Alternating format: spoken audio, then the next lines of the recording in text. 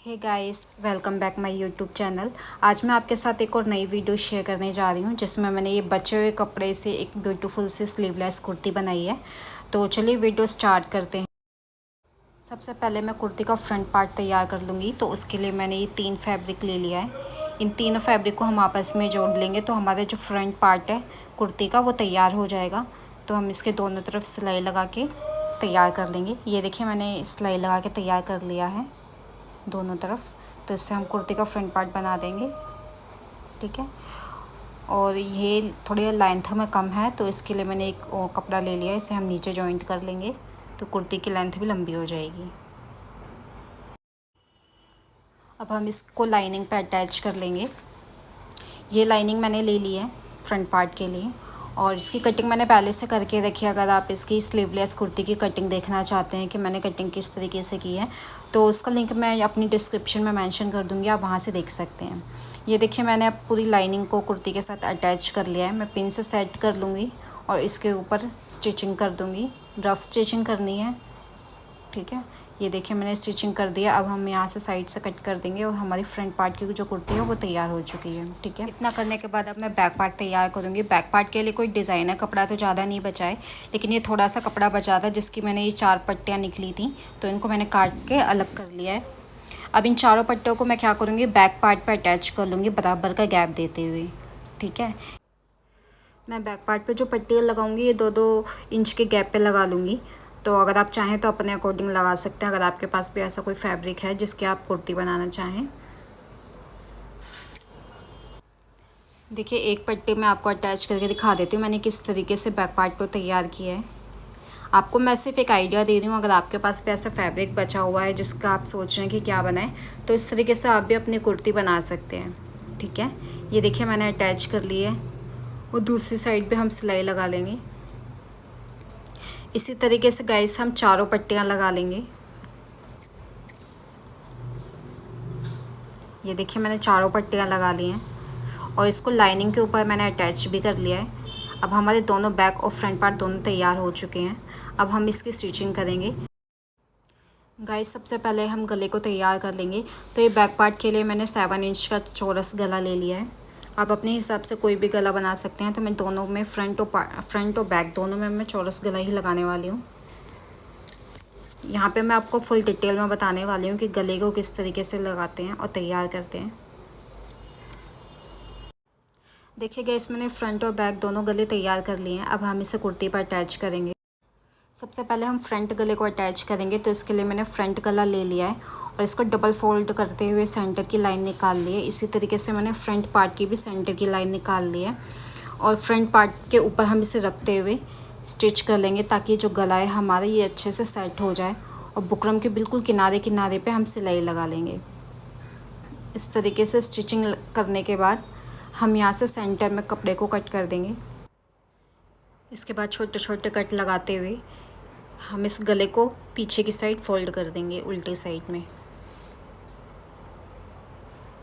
ये देखिए, मैंने उल्टी साइड फोल्ड कर दिया है। अब हम यहाँ पे रफ स्टिच लगा लेंगे क्योंकि यहाँ पे तुरपाई करने के बाद हमें ये स्टिच खोल देनी है।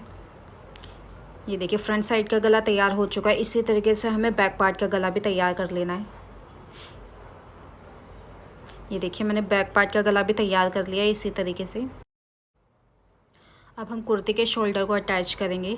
तो इसके लिए सबसे पहले मैंने फ्रंट बैक पार्ट रखा है और बैक पार्ट के ऊपर मैंने फ्रंट पार्ट रखा है। उसके बाद हम इस तरीके से तीर को मिलाते हुए स्टिचिंग कर लेंगे हाफ इंच के गैप पे। इसी तरीके से दूसरी साइड भी अटैच कर लेंगे।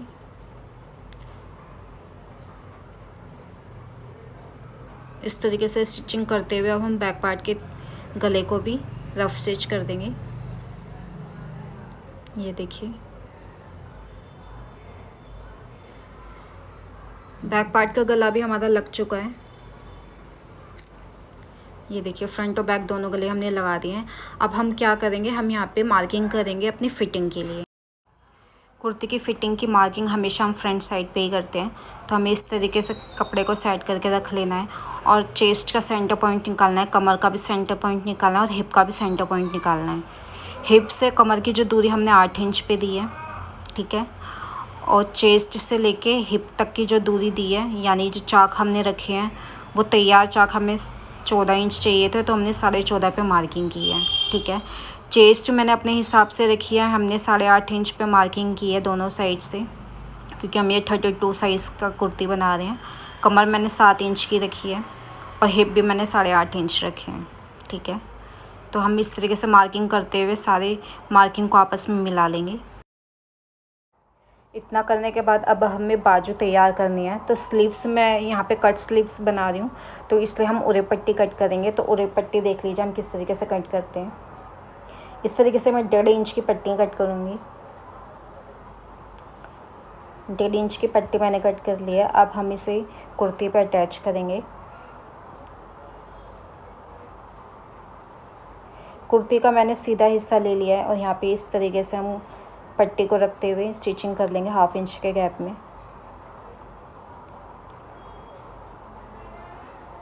बिना खींचते हुए हमें आराम से बिल्कुल 1/2 इंच के गैप में पट्टी को अटैच करना है, इस तरीके से। गाइस, मैंने ये वीडियो फुल डिटेल में बनाई है आपके लिए। अगर आपको वीडियो पसंद आती है तो प्लीज़ चैनल को लाइक करिए, सब्सक्राइब करिए एंड शेयर करिए, ताकि मेरी और भी वीडियो आप इजीली देख सकें। देखिए, हमने पट्टी को अटैच कर लिया है। ठीक है, अब हम क्या करेंगे, हम इसमें बटन पट्टी लगाएंगे। तो बटन पट्टी तैयार करेंगे इस तरीके से, और बटन पट्टी तैयार करने के बाद इसको हम कुर्ती में अटैच कर लेंगे फ़ोल्ड करने से पहले।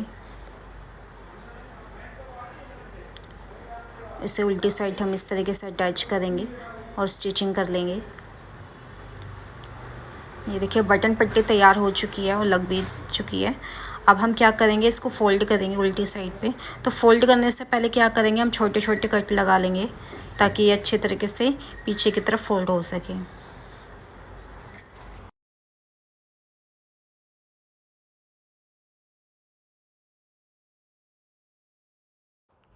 कट लगाने के बाद हम इसे उल्टी साइड में फ़ोल्ड कर देंगे इस तरीके से।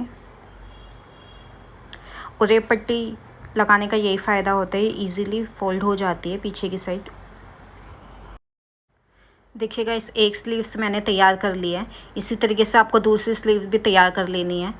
और स्लीव्स में हमने कच्ची सिलाई लगाई है, बाद में तुरपाई करने के बाद हम इसे खोल देंगे। अब हम यहाँ पे फिटिंग की सिलाई लगाएंगे।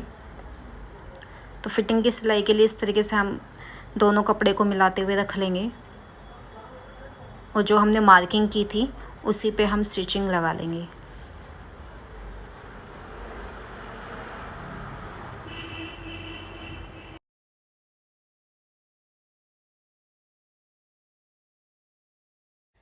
देखिए, हम एक साइड फिटिंग की सिलाई लगा चुके हैं। अब हम दूसरी साइड भी इसी तरीके से फिटिंग की सिलाई लगा लेंगे।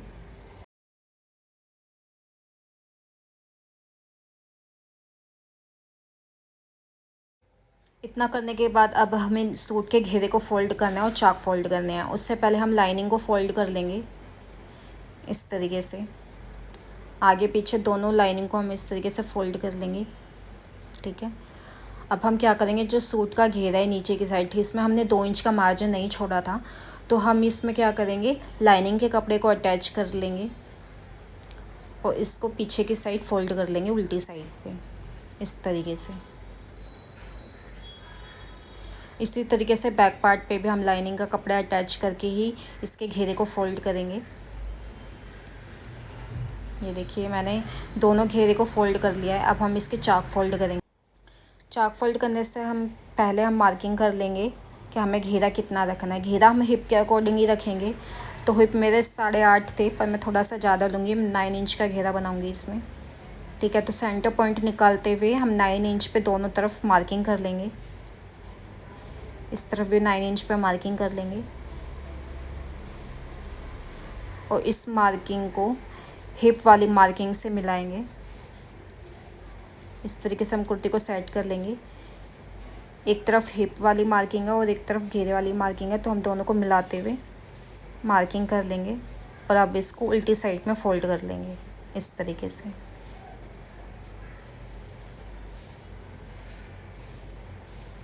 इस तरह मार्किंग करने से ये फ़ायदा होता है, हमारा जो घेरा है बिल्कुल सीधा स्ट्रेट फ़ोल्ड हो जाता है, कोई भी कप छोटा बड़ा नहीं रहता। देखिए बड़ी ही आसानी से हमने पूरी कुर्ती को बना लिया। अब ये पूरी कुर्ती तैयार हो चुकी है। अब मैं इसको सीधा करके इसका फाइनल लुक आपको दिखा देती हूँ।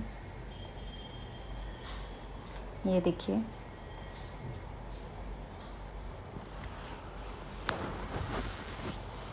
ये इस कुर्ती का फाइनल लुक है। देखिए कितनी सुंदर लग रही है।